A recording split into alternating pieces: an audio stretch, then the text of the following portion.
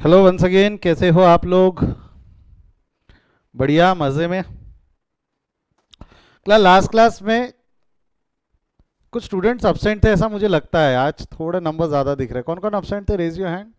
गौरव, आपका तो first day, उसके अलावा और कौन कौन अब्सेंट था लास्ट क्लास में?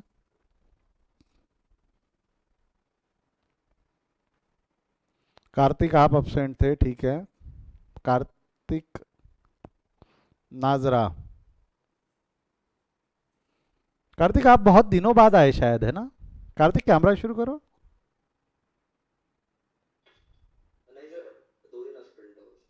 वो तो 2 दिन, यानी 2 दिन यानी एक से ज़्यादा बहुत हो जाते हैं, राइट? क्यों अब्सेंट थे? थोड़ा तबीयत खराब थी। कल क्लास हुई थी क्या हमारी? नहीं हुई थी, अच्छा, वो पता है आपको, ठीक है। चलो आ जाओ, शुरू करते हैं क्लास। आज हम एक नए टॉपिक की तरफ बढ़ते हैं जिसका नाम है री इशू ऑफ शेयर्स। आज जो हम टॉपिक शुरू करने वाले हैं उसका नाम क्या है? री इशू ऑफ शेयर्स। हाँ, लास्ट क्लास मतलब फ्राइडे, दानवीर। री इशू ऑफ शेयर्स की अगर मैं बात करूं तो शुरू करते हैं क्लास। री इशू ऑफ फॉरफिटेड शेयर्स बोल रहा है ये।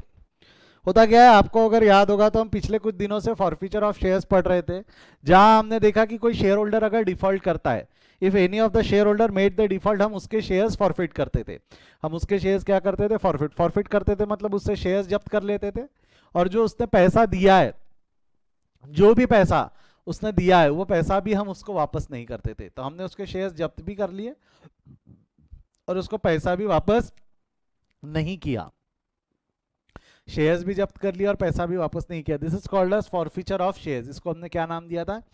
Forfeiture of shares. तो फॉरफीचर ऑफ शेयर्स मतलब क्या, वो हमने देख लिया।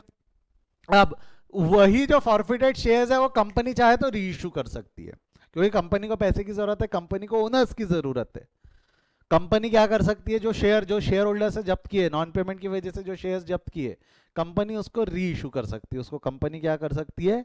री इशू यानी आएंगी जनरल पब्लिक को पूछेंगे आपको शेयर्स चाहिए, या वो प्राइवेट प्लेसमेंट से भी अपने एम्प्लॉयज को पूछ सकती है, अपने डायरेक्टर्स को भी, जिनको भी चाहे वो शेयर्स री इशू कर सकती है। कंपनी चाहे तो वो शेयर्स री इशू कर सकती है।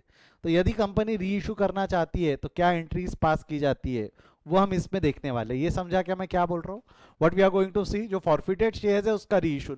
नॉर्मल इशू हम ऑलरेडी देख चुके हैं। For cash, for other than cash, वो ऑलरेडी हम कवर कर चुके हैं। यहाँ हम जो देखने वाले वो कौन से री इशू देखने वाले? जो शेयर्स हमने फॉरफिट किए उसका री इशू। जो शेयर्स हमने फॉरफिट किए उसका री इशू यहाँ हम देखने वाले। जो फॉरफिटेड शेयर्स है उसका री इशू हम यहाँ देखने वाले हैं। आई होप ये क्लियर है सभी को। हाँ या ना? अगर समझा है री इशू मतलब क्या है, री इशू यानी कौन से शेयर्स का, तो just give a thumbs up ताकि मैं आगे बढ़ सकूं और हम उसके जर्नल एंट्री पार्ट्स पे आ जाए। कंपनी चाहे तो री इशू जनरल पब्लिक को कर सकती, कंपनी चाहे तो अपने एम्प्लॉयज को पूछ सकती, कंपनी चाहे तो अपने बोर्ड ऑफ डायरेक्टर्स को पूछ सकती। They can issue the shares to whomever they deemed fit. वो किसी को भी दे सकती जिन्हें लगे वो सही है।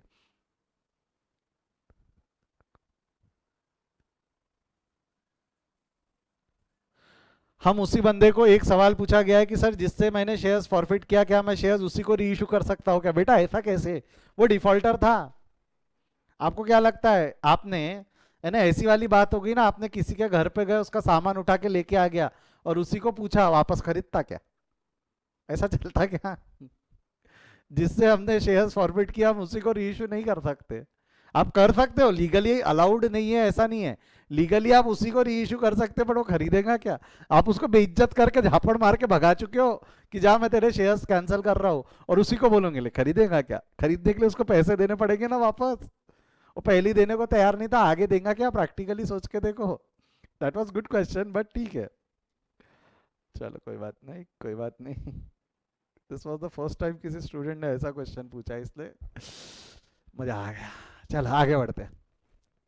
एल लिमिटेड फॉरफिटेड, क्वेश्चन पढ़ रहा हूं मैं। L limited forfeited 300 shares of rupees 10 each fully called up for the non payment of final call money of 4 per share। Final call पे डिफॉल्ट है, काय पे डिफॉल्ट है उसका? फाइनल कॉल पे। एल लिमिटेड,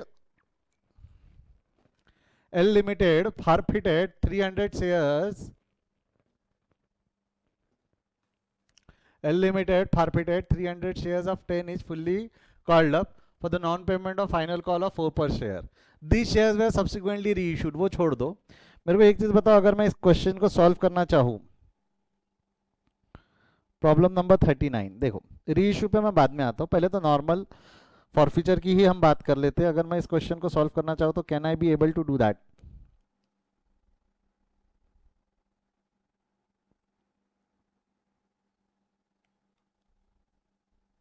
शेयर्स कितने, शेयर्स कितने shares है बताओ?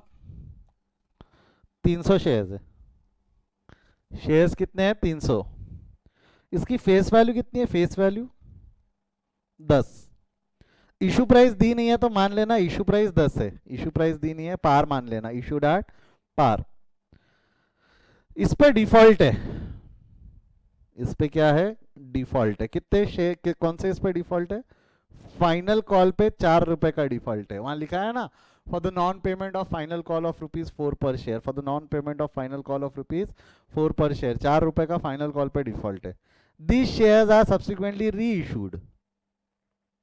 अच्छा, री इशू कितने शेयर्स हुए? अगेन 300 शेयर्स, जितने शेयर्स है वो पूरे के पूरे 300 शेयर्स री इशू है। वापस मैं लिख देता हूं, जिसकी फेस वैल्यू 10 रुपए। एक बार पढ़ो वो line, the shares were subsequently री issued by the company for, मिला क्या? चौथी लाइन पढ़ रहा हूं मैं क्वेश्चन नंबर 39 की। दी शेयर्स वेयर सब्सिक्वेंटली री issued by the company for ₹8 per share as fully paid up. मतलब उन्होंने री इशू प्राइस जो है ना वो 8 रुपए पर शेयर रखी, यानी 2 रुपए का डिस्काउंट है। री इशू कितना? 10 रुपए का शेयर हमने 8 रुपए पे इशू किया है। 10 रुपए का शेयर हमने कितने रुपए पे इशू किया है? 8 रुपए पे। तो हमने 2 रुपए का डिस्काउंट दिया है, 2 रुपए का हमने उसको क्या दिया है? डिस्काउंट। ये समझा क्या? 10 रुपए का शेयर। री इशू की इन्फॉर्मेशन भी मैंने एक बार की नोट डाउन कर ली, ताकि जब मैं एंट्री पास करूं तो मैं वहां कॉन्सेंट्रेट कर सकता हूं। वहां क्या लिखा था? L limited forfeited 300 share. देखो, L limited forfeited 300 share, 300 shares forfeit किए एल लिमिटेड ने। थोड़ा जूम कर देता हूं इसको, है ना।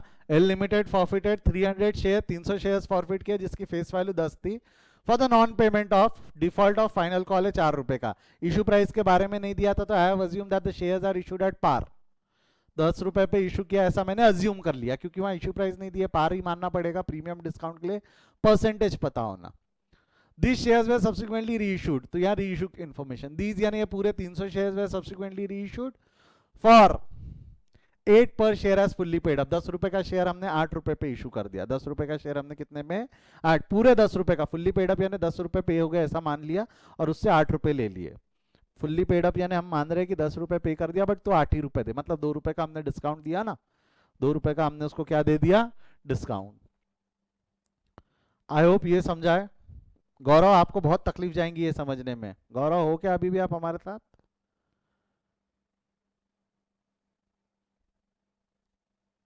गौरव,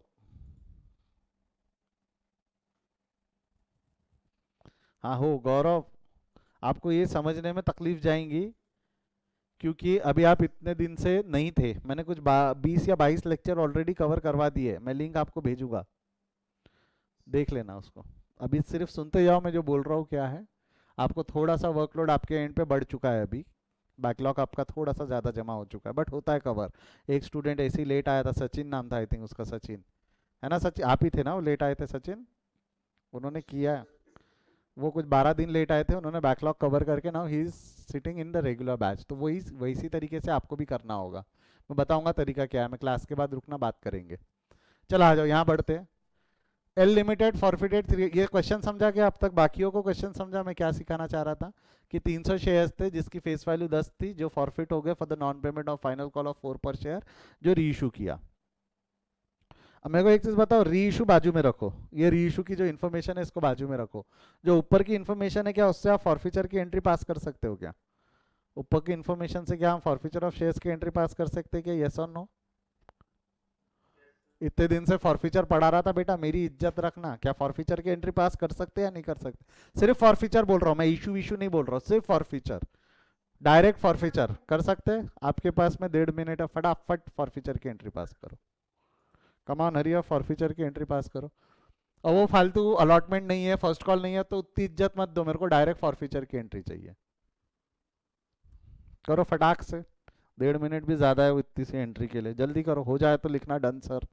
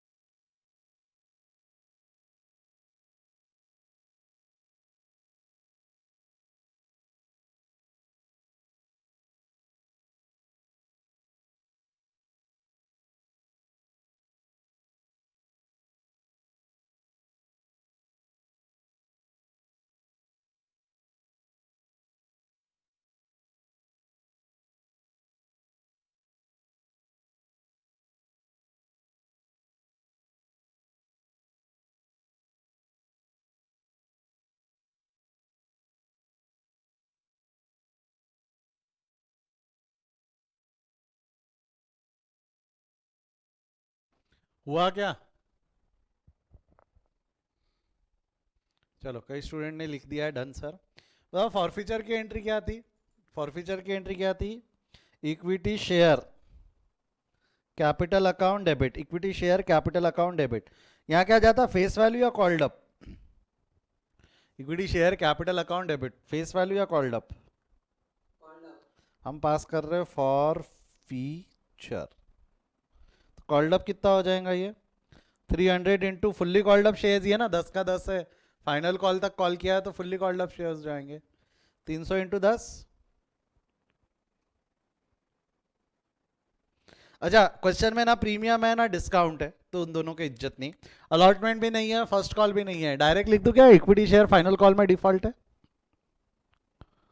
to equity share final call, direct लिख सकते हैं ना हम, 300 इंटू 4, और जो बैलेंस है वो कौन से अकाउंट में चला जाएगा आपका? Share for feature, share for feature account में आ जाएगा आपका बैलेंसिंग फिगर। कितना आ रहा है बैलेंसिंग फिगर बताओ तो? 300 इंटू 6, 300 इंटू 6 जरा मैथमेटिक्स करके बताओ तो टोटल कितना होता है? मेरे ख्याल से 1800 होता ही है, ठीक है। इसकी जरूरत थी आगे इसलिए मैंने कैलकुलेट कर दिया अभी के लिए। 1800, 1800 रुपए का बैलेंस है फॉर फ्यूचर में। अब will start with the next, अगला जो है, अब हम यहां से क्या शुरू करेंगे? री इशू। क्लास री issue is divided into 3 parts. री इशू कितने पार्ट्स में डिवाइड किया हुआ है? 3 पार्ट में। चलो आ जाओ, मैं बताता हूँ क्या क्या है। पहला 3 पार्ट का ये है कि पास्ट में क्या हुआ है उसको इग्नोर करो और नॉर्मल इशू की एंट्री। देखो 300 शेयर्स थे, 10 रुपए का एक शेयर है, 8 रुपए पे इशू हुआ। पास्ट में क्या हुआ है उसको इग्नोर करो और नॉर्मल इशू की एंट्री। बताओ, इशू की एंट्री हमने बचपन में पढ़ी थी, जिसमें एक पहला रिसिप्ट रहता था फिर ड्यू रहता था, बराबर है। रिसिप्ट होता तो एंट्री क्या पास करते थे हम?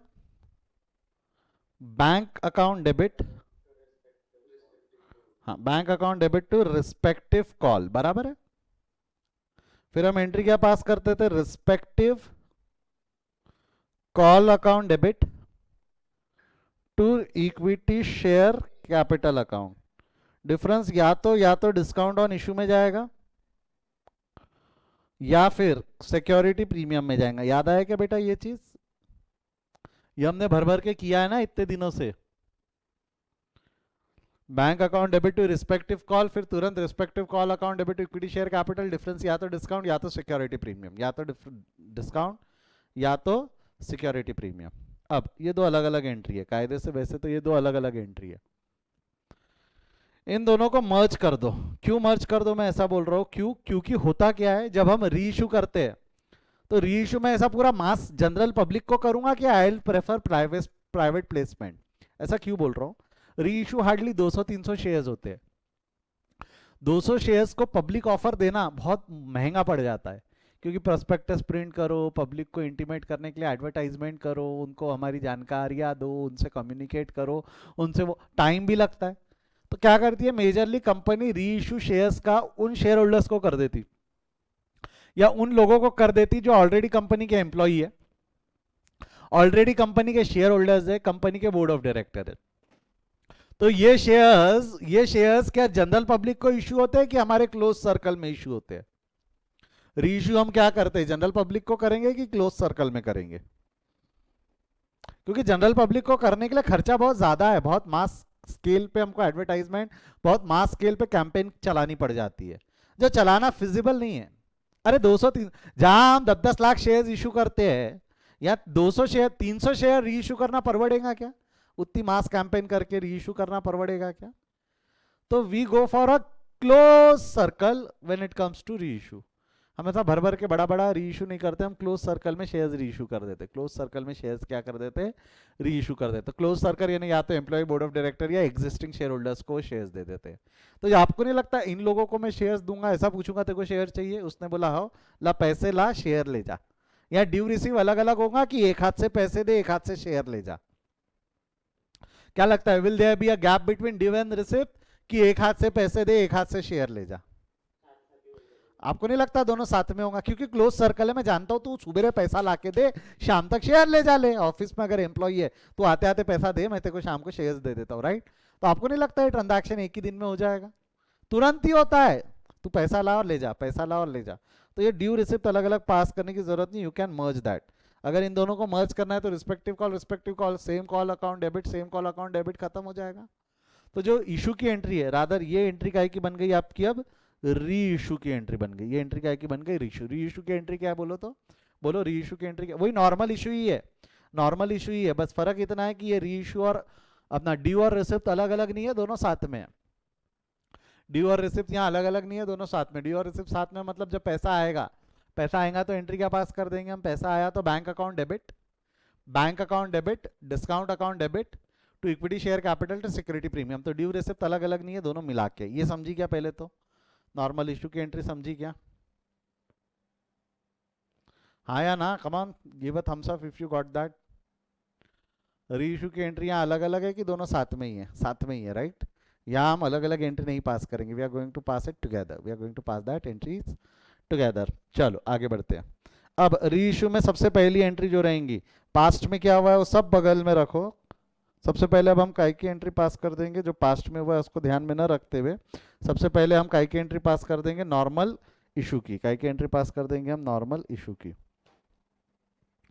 तो नॉर्मल इशू पहला एंट्री क्या हो जाएगा आपका, नॉर्मल इशू का।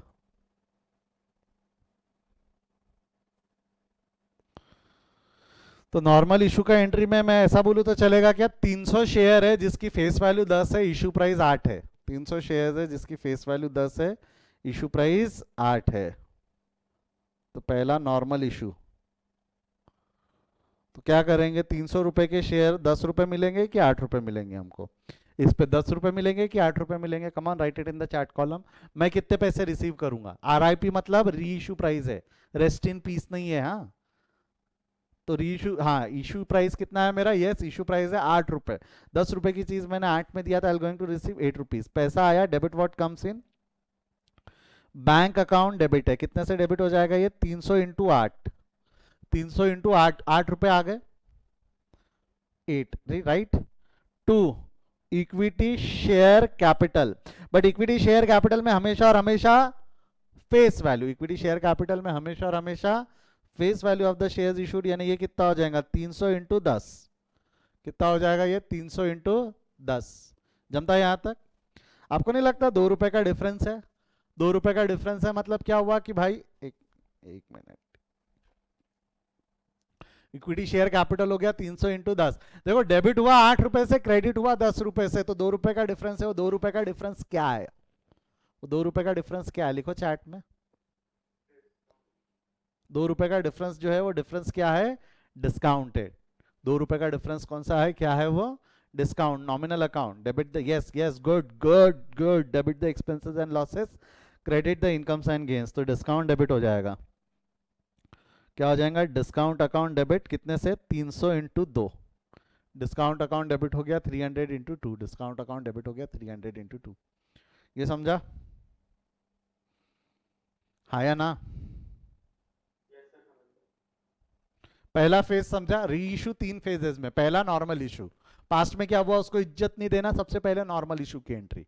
पास्ट में क्या हुआ उसको इज्जत नहीं देना, सबसे पहले नॉर्मल इशू की एंट्री, ठीक है। देन नेक्स्ट, सेकेंड, दो ट्रांसफर एंट्रीज है, दो ट्रांसफर एंट्रीज है। जो पहली पहली बार पढ़ रहे हैं मुझसे 2 मिनट सुनना।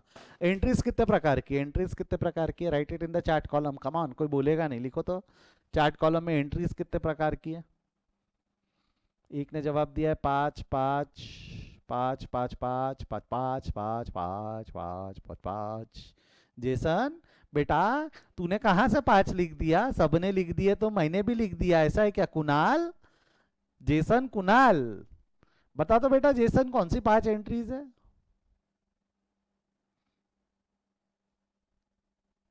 पढ़ाया हो क्या मैंने 5 एंट्रीज क्या क्या है।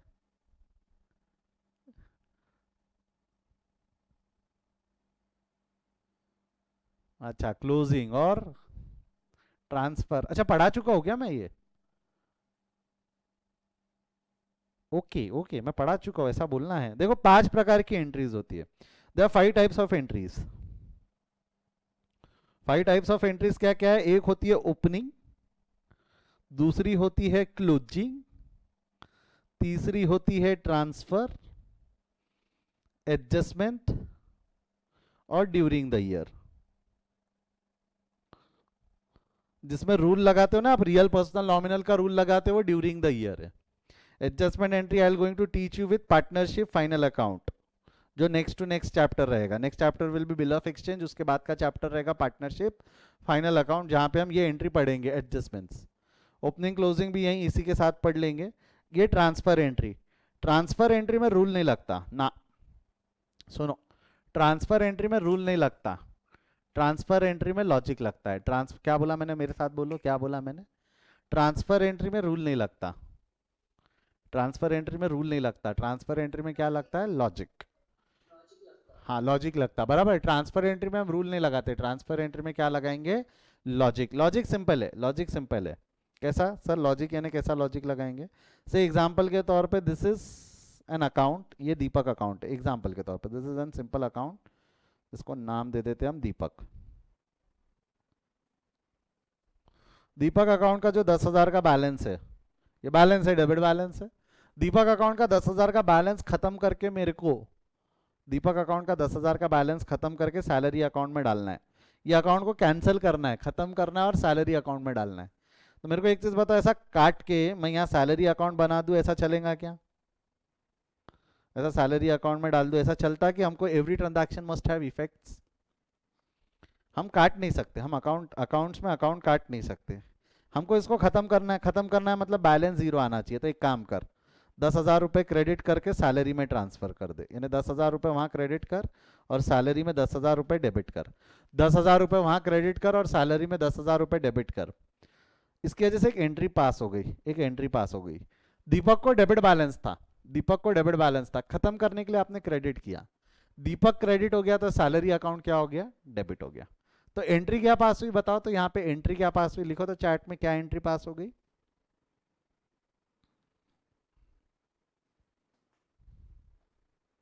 Come on help me with that, क्या एंट्री पास हो गई यहाँ पे, सैलरी अकाउंट डेबिट हुआ है और दीपक अकाउंट क्रेडिट हुआ है। वो येलो वाली एंट्री बोलो ना, देखो सैलरी अकाउंट डेबिट हुआ है, सैलरी अकाउंट डेबिट हुआ है और दीपक अकाउंट क्रेडिट हुआ है। क्या हुआ है, सैलरी अकाउंट डेबिट, तो एंट्री हुई salary account debit to Deepak.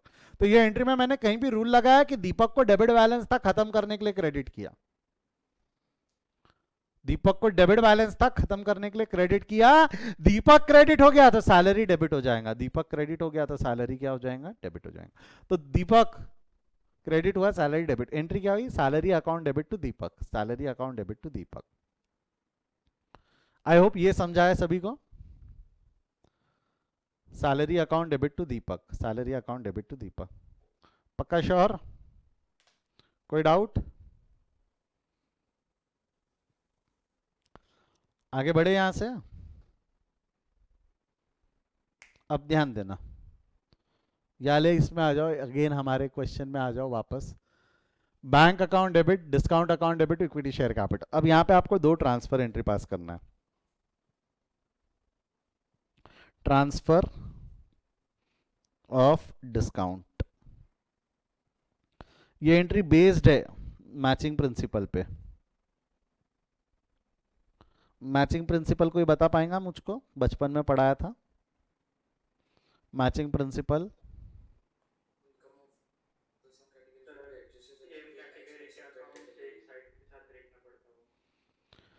Income of the same class, यार अदर इनकम बोलना गलत है. Expenses of the same class to be adjusted against income of that class. कहीं लिख के रखना है तो लिख के रखो. क्या बोला मैंने? Matching principle. लिखो फटाफट, मैं क्या बोल रहा हूँ. Expenses of the same class, class या कैटेगरी आप जो भी बोलना चाहो. Expenses of the same class और category, whatever you want to write. Expenses of the same category will be adjusted against income of that category. या expenses of the same class will be adjusted against income of that class. कुछ लोगों ने जवाब दिया, that's good, अच्छी बात है, आपको याद है. Expenses of the same class are adjusted against income of that class. Expenses of same class are adjusted against income of that class.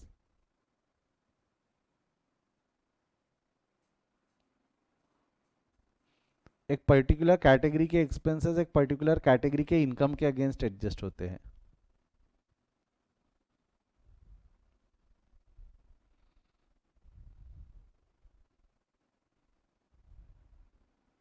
लिख लिया है ये. Expenses of the same class adjusted against income of that class. ठीक है.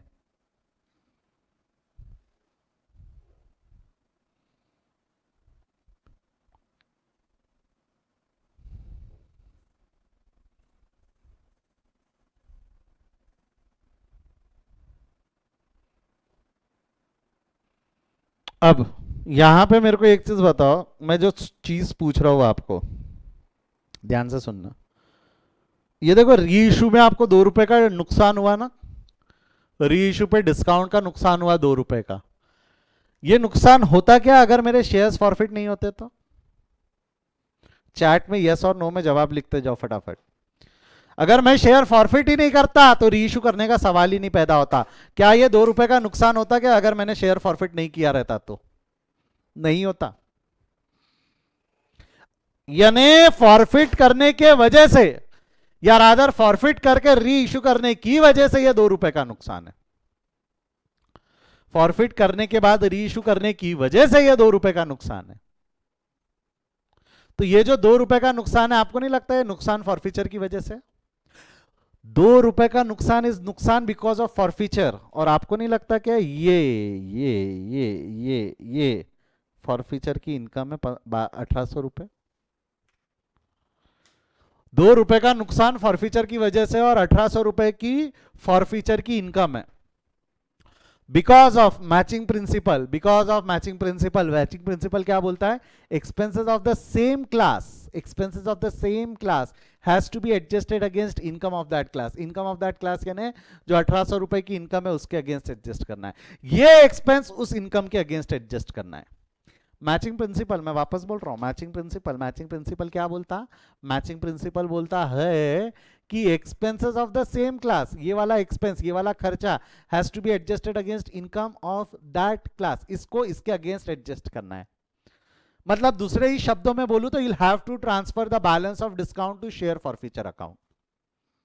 You will have to transfer the balance of discount account to share forfeiture account. जो discount का balance है वो कौन से अकाउंट में ट्रांसफर करना है? शेयर फॉरफीचर में ट्रांसफर करना है. जो डिस्काउंट का बैलेंस है वो शेयर फॉरफीचर में ट्रांसफर करना है. ये समझा क्या? मैं वापस रिपीट करता हूं ठंडे दिमाग से, ठंडे दिमाग से. मैचिंग प्रिंसिपल समझा अभी आपको मैंने. मैचिंग प्रिंसिपल, मैचिंग प्रिंसिपल क्या बोलता है? Expenses of the same class, expenses of the same class has to be adjusted against income of that class. जिस पर्पस का खर्चा उसी के पर्पस की इनकम के अगेंस्ट एडजस्ट होना चाहिए। जिस पर्पस का खर्चा, वो उसी की इनकम के अगेंस्ट एडजस्ट होना चाहिए। तो ये जो खर्चा है, ये जो डिस्काउंट का खर्चा है 2 रुपए का, 300 इंटू 2 रुपए का जो खर्चा है, बेटा कार्तिक शांत, 300 इंटू 2 रुपए का जो खर्चा है, 300 इंटू 2 रुपए का जो खर्चा हुआ, ये खर्चा होता ही नहीं अगर मेरे शेयर्स फॉरफिट नहीं होते तो ये खर्चा इस इनकम के अगेंस्ट एडजस्ट होना चाहिए, ये खर्चा इस इनकम के अगेंस्ट एडजस्ट होना चाहिए। Expenses of the same class has to be adjusted against income of that class. तो balance of discount will be transfer to share forfeiture, वही लिखा मैंने, ट्रांसफर ऑफ डिस्काउंट। अगर आप लिखना चाहो तो यहां पे और डिटेल में लिख सकते हो, transfer of discount to share forfeiture, transfer of discount to share forfeiture. ये कौन से कंसेप्ट, कौन से प्रिंसिपल पे बेस्ड है ये entry? Matching principle. The balance in discount will be transfer to share forfeiture. जो डिस्काउंट का बैलेंस है वो कहां ट्रांसफर करेंगे? शेयर फॉर फीचर ट्रांसफर करेंगे। यहां तक समझा क्या? अब मेरे को एक चीज ये बता दो, ट्रांसफर एंट्री में रूल लगता है logic, come on right it in the chat column. मैंने अभी थोड़ी देर पहले आपको समझाया था, ट्रांसफर एंट्री में क्या लगता है, रूल या लॉजिक? ट्रांसफर एंट्री में क्या लगेगा, रूल या लॉजिक? ट्रांसफर एंट्री में लगेगा लॉजिक। लॉजिक क्या है? लॉजिक क्या है? मेरे को एक चीज बताओ, इसको कौन सा बैलेंस है, डिस्काउंट को कौन सा बैलेंस है? डेबिट बैलेंस है, क्रेडिट बैलेंस है? डिस्काउंट को कौन सा बैलेंस है बताओ फटाक से, डिस्काउंट को कौन सा बैलेंस है? डेबिट बैलेंस है कि क्रेडिट बैलेंस है? ये जो डिस्काउंट है उसको कौन सा बैलेंस है? Debit balance, debit balance, debit balance, debit balance, debit, बस बस बस, उसको डेबिट बैलेंस है। उसको कौन सा बैलेंस है? डेबिट। खत्म करना है, ट्रांसफर एंट्री रूल नहीं लगेगा, लॉजिक लगेगा। सर डेबिट बैलेंस है, हाँ ठीक है, डेबिट बैलेंस से खत्म करना है। डेबिट बैलेंस को खत्म करना है तो क्या कर दोगे आप? डेबिट को खत्म करना है तो credit to discount on issue account, to discount on issue account. कितने से क्रेडिट हो जाएगा ये? 300 इंटू 2 रुपए का डिस्काउंट है ना, और कौन से अकाउंट में डेबिट कर देंगे? डिस्काउंट का डेबिट बैलेंस था, खत्म करने के लिए क्रेडिट किया, और ट्रांसफर कौन से अकाउंट में करना था? Right it in the chat, बताओ तो ट्रांसफर कौन से अकाउंट में करना था? डेबिट बैलेंस था, खत्म करने के लिए क्रेडिट किया, क्रेडिट करके कौन से अकाउंट में ट्रांसफर करूं, कौन से अकाउंट में ट्रांसफर करूं? Right it in the chat column, come on, कौन सा अकाउंट में ट्रांसफर करूं? कौन सा अकाउंट में ट्रांसफर होगा? वो शेयर फॉर फ्यूचर अकाउंट। कौन सा अकाउंट में ट्रांसफर होगा? वो शेयर फॉर फ्यूचर अकाउंट। तो ये क्रेडिट हो गया और share for future account debit हो जाएगा, share for future account debit हो जाएगा 300 इंटू 2। ये समझा क्या? ट्रांसफर एंट्री है, the balance of discount will be transfer to share for future account, the balance of discount will be transfer to share for future account because of matching principle. Expenses of the same class will be adjusted against income of that class, expenses of the same class will be adjusted against income of that class। ये समझा? हाँ या ना? अगर समझा है तो just give a thumbs up. ये सेकंड एंट्री, एक एंट्री और बाकी है इसके बाद। पहला देखो क्या बोला, री इशू में सब बाजू में रखो, पहले नॉर्मल इशू की एंट्री, फिर हमने क्या बोला, the balance of discount will be transfer to share for future account because of matching principle. जो सेम क्लास के खर्चे वो सेम क्लास के इनकम के अगेंस्ट एडजस्ट हो जाएगा, सेम क्लास के खर्चे सेम क्लास की इनकम के अगेंस्ट एडजस्ट हो जाएगा। तो डिस्काउंट का बैलेंस हमने फॉर फ्यूचर में ट्रांसफर कर दिया, डिस्काउंट का बैलेंस हमने कौन से अकाउंट में ट्रांसफर कर दिया? फॉर फ्यूचर में।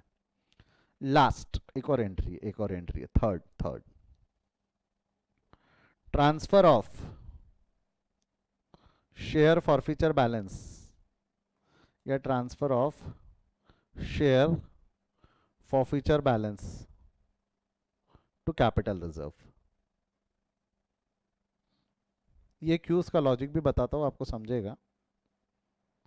क्लास आपको याद होगा, ये शेयर फॉरफीचर का फायदा है, 1800 रुपए का हमारा फायदा है।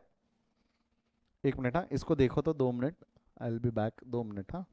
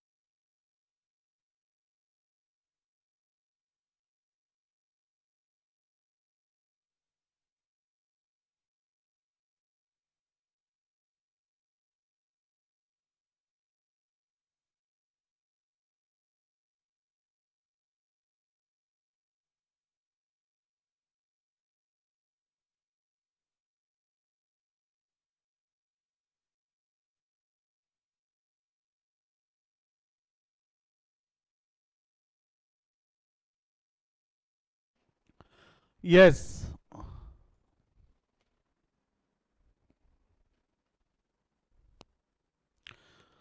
तो अब तीसरी एंट्री जो मैंने बोला, transfer of forfeiture to capital reserve, मेरे को बताओ फॉरफीचर का ये जो बैलेंस है, फॉरफीचर को मैंने फायदा बोला था, यस और नो?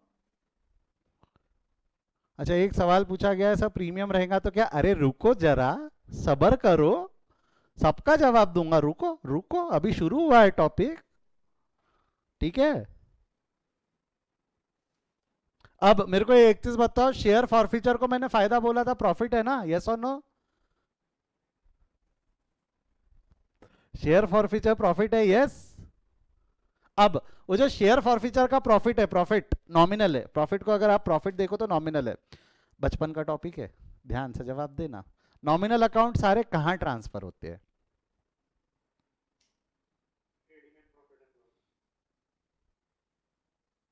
थोड़ी मेहनत कर ले लिखने की।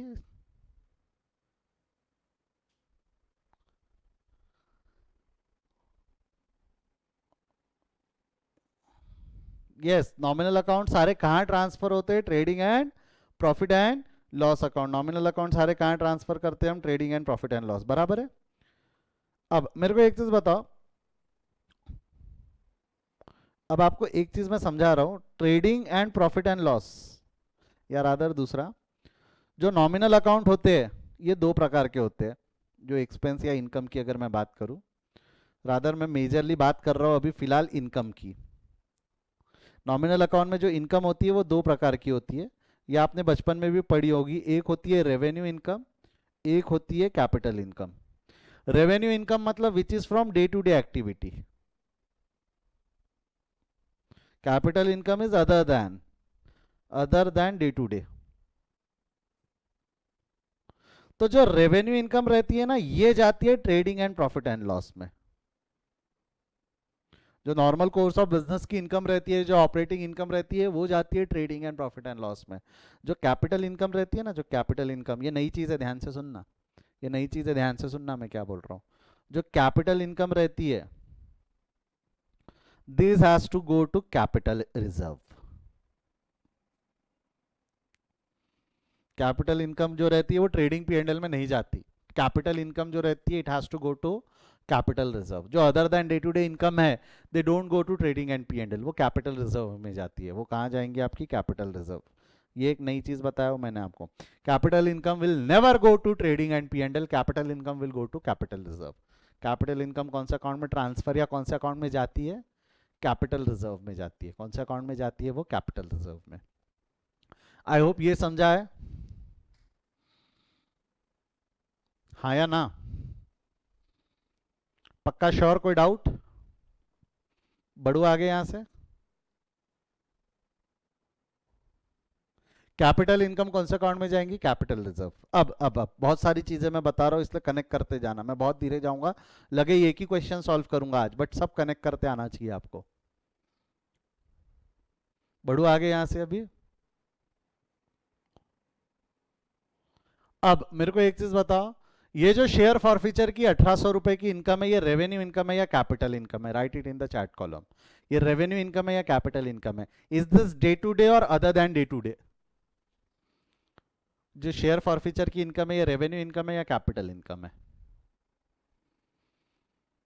This is not an revenue income, this is an capital income. ये रेवेन्यू इनकम नहीं है, ये कैपिटल इनकम है। ये कौन सी इनकम है? Capital income. और कैपिटल इनकम कौन सा अकाउंट में जाती है? अभी बताया मैंने, कैपिटल इनकम कौन सा अकाउंट में जाती है, बोलो।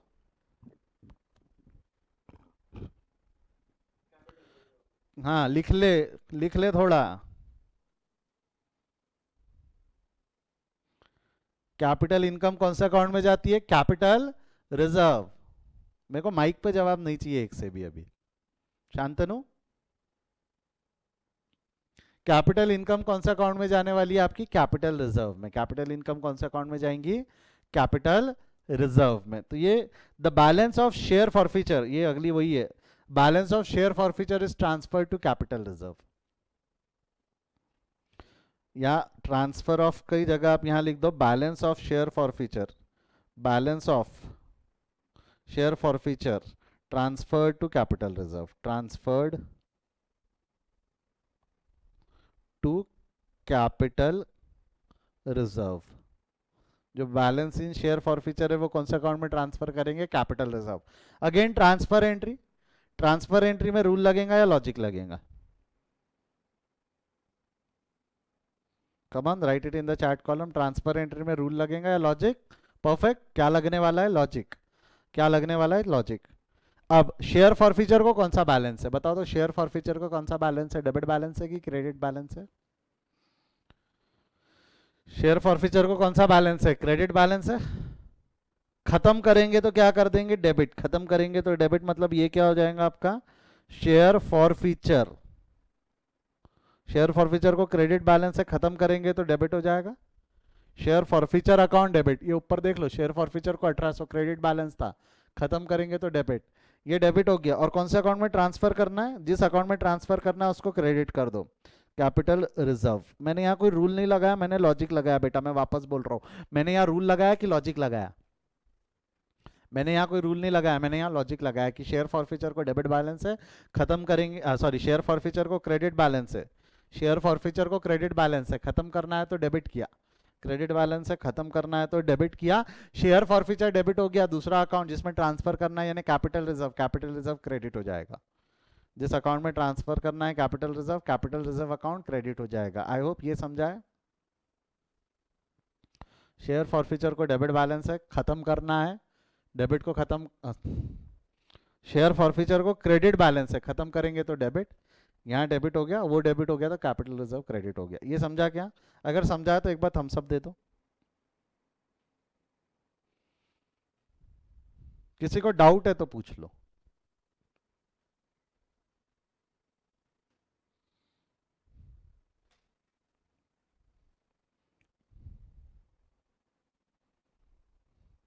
अब मैं जो बोल रहा हूं ध्यान से सुनना, ध्यान से सुनना। शेयर फॉरफीचर में बैलेंस कितना था?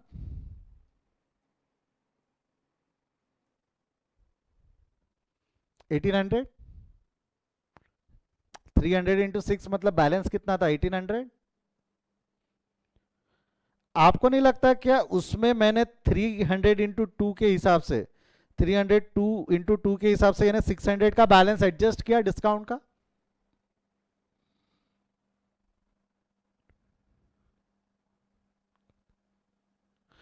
एक सवाल पूछा गया है सर, इसके पहले भी तो शेयर फॉरफीचर था, उसको रिजर्व में ट्रांसफर नहीं किया। बेटा वो शेयर फॉरफिट किया था, अभी रीइशू किया है। ट्रांसफर रीइशू के वक्त ही होता है, ट्रांसफर रीइशू के बाद ही होता है। After reissue you transfer that, reissue के पहले ट्रांसफर नहीं करते, इसलिए वो पहले नहीं किया, अभी कर रहा हूं। ये 1800 का बैलेंस है, 1800 का बैलेंस है, उसमें से ये 600 का बैलेंस एडजस्ट हुआ, तो बैलेंस इन फॉरफीचर कितना बचा? बैलेंस इन फॉरफीचर कितना बचा? 1800 में से 600 यूटिलाइज हो गए ना। देखो 1800 ये क्रेडिट था, फिर ये 600 उस पर डेबिट किया। वो देखो 1800 क्रेडिट था, ये 600 डेबिट हुआ है शेयर फॉरफीचर में। मैं हाईलाइट करके दिखाता हूं, आपको नहीं समझ रहा है तो ये देखो, ये 1800 रुपए क्रेडिट था, फिर ये 600 मैंने उस पर डेबिट किया। तो क्रेडिट डेबिट बैलेंस बढ़ेगा कि कम होगा? एक जन ने 2400 लिखा था, करण, बैलेंस कम होगा ना। जेसन बेटा फ्रैक्शन में नहीं लिखना, क्यों? प्रोराटा में मरोगे। 300 इंटू 4 वैसे सही आ रहा है आपका आंसर, बट प्रोराटा के केस में मरोगे। It has to be in amount not in fraction. तो 1800 का बैलेंस था, 600 का यूटिलाइज हो गया, मतलब बैलेंस बचा है 1200 का। तो यहाँ पे जो बैलेंस ट्रांसफर होगा उसका फॉर्मूला बना सकते हैं, बैलेंस इन फॉरफीचर अकाउंट माइनस ट्रांसफर्ड। तो कितना ट्रांसफर होगा आपका? ये बैलेंस कितना ट्रांसफर होगा जो कैपिटल रिजर्व से वहां जाएगा? That will be 1200, that will be 1200। The balance of forfeiture, wording क्या है? Balance of forfeiture transfer to. जो फॉरफीचर में बैलेंस बचा है बस उतना ही कैपिटल रिजर्व में ट्रांसफर करना। जो यूटिलाइज हो गया वो हो गया, वो ट्रांसफर करने की जरूरत नहीं है। एक सवाल आ सकता है सर पूरा यूटिलाइज हो गया तो आखिरी एंट्री की जरूरत ही नहीं है। ट्रांसफर तभी होगा जब बैलेंस बचा है फॉरफीचर अकाउंट में, ट्रांसफर तभी होगा जब बैलेंस बचा है फॉरफीचर अकाउंट में। ये 3 एंट्री है री इशू की, ये 3 एंट्री है। पहली एंट्री क्या आती, सब भूल जाओ पास्ट में क्या हुआ है, पहले नॉर्मल इशू की एंट्री। दूसरी 2 ट्रांसफर एंट्री है, एक balance of discount transfer to share forfeiture, this entry is based on matching principle कि सेम क्लास का खर्चा डिस्काउंट का खर्चा तभी हुआ जब मेरे शेयर्स फॉरफिट हुए। सेम क्लास का खर्चा will be adjusted against income of that class. Income of that class मतलब ये फॉरफीचर की वजह से डिस्काउंट हुआ है, तो ये खर्चा भी फॉरफीचर में जाएगा। तो खर्चा भी फॉरफीचर में जाएगा। डिस्काउंट को डेबिट बैलेंस था ट्रांसफर करना है, डेबिट बैलेंस था खत्म करना है, तो क्रेडिट। ये क्रेडिट हो गया तो फॉरफीचर अकाउंट डेबिट। और लास्ट एंट्री का लॉजिक था कि ये कैपिटल इनकम है। Capital income will be transfer to capital reserve. Capital income will be transfer to capital reserve. तो ये जो शेयर फॉरफीचर की इनकम जो इनकम है ये कैपिटल इनकम है। ये जो शेयर फॉरफीचर की इनकम यानी जो इनकम है ये कैपिटल इनकम है। और कैपिटल इनकम कैपिटल रिजर्व में ट्रांसफर होती है। उसको क्रेडिट बैलेंस है खत्म करना है, ट्रांसफर करना है। क्रेडिट बैलेंस है खत्म करना है तो डेबिट, खत्म करना है तो debit. Share forfeiture account debit हो गया। और कौन से अकाउंट में क्रेडिट कर देंगे हम? कैपिटल रिजर्व में। कौन से अकाउंट में क्रेडिट कर देंगे हम? कैपिटल रिजर्व में। आई होप ये समझा है आप लोगों को। कोई डाउट है तो पूछ लो, अदरवाइज मेरे ख्याल से आप लोगों ने फॉरफीचर की एंट्री तो लिखी ही है ना सभी ने? नहीं लिखी होंगी तो लिख लो, फॉरफीचर की एंट्री लिख लो फटाक से। जिनको डाउट है वो पूछो।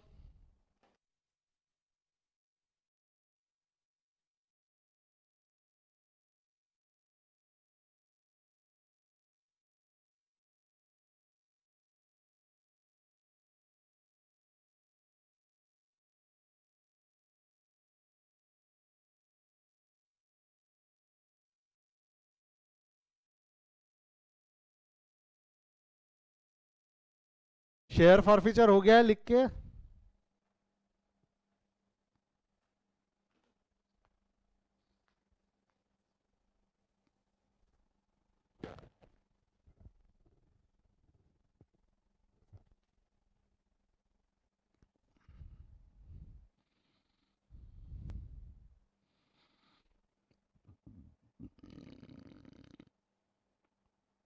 कमान हरी अप, री इशू लिख लो।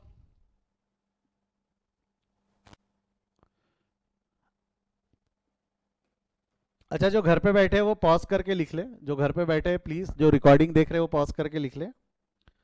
और जो क्लास में बैठे हैं सुन लो, जो पॉज करके लिख लिया होगा आप लोगों ने अब तक, तो जो क्लास में बैठे मैं ये ऐसे ही चालू रहने दूंगा। मैं जा रहा हूँ, I have to go, there somebody who came to meet me. आज हम यहीं रुकते, आज का क्लास हम यहीं ख़त्म करते। कुछ होमवर्क नहीं है आपको आज, डोंट वरी, कोई होमवर्क नहीं है। विल कंटिन्यू टुमारो, इसके आगे हम कंटिन्यू कल करेंगे। आई होप आपको समझा है आज का टॉपिक। कोई डाउट है बेटा? मैं वापस बोल रहा हूँ, कोई डाउट है तो आप पूछ सकते हो। Do you have any doubts? अगर नहीं है तो एक बार थम्स अप दे दो ताकि आई विल बी अश्योर्ड कि आपको कोई डाउट नहीं है। परफेक्ट। गौरव बेटा मेरे को तू फोन करेगा, अभी तू आधी घंटे में मेरे को फोन करेगा। I will complete that meeting in half an hour. आप मेरे को फोन करोगे, will have word on phone, ठीक है? चलो आज यहीं रुकते हैं, हम इसके आगे कल कंटिन्यू करेंगे। अगेन कल का क्लास इंपॉर्टेंट है, that will be the next lecture. और भी कुछ है जैसा आपके दिल में सवाल होंगे, सर डिस्काउंट पे अगर इशू रहा तो क्या, प्रीमियम रहा क्वेश्चन में तो क्या, सारे सवालों के जवाब आने वाले कुछ 2-3 लेक्चर्स में आपको मिल जाएंगे। आज हम यहीं रुकते हैं, will continue tomorrow. Good day, thank you, bye bye. इसको लिख लो जो लिखना चाहते हैं।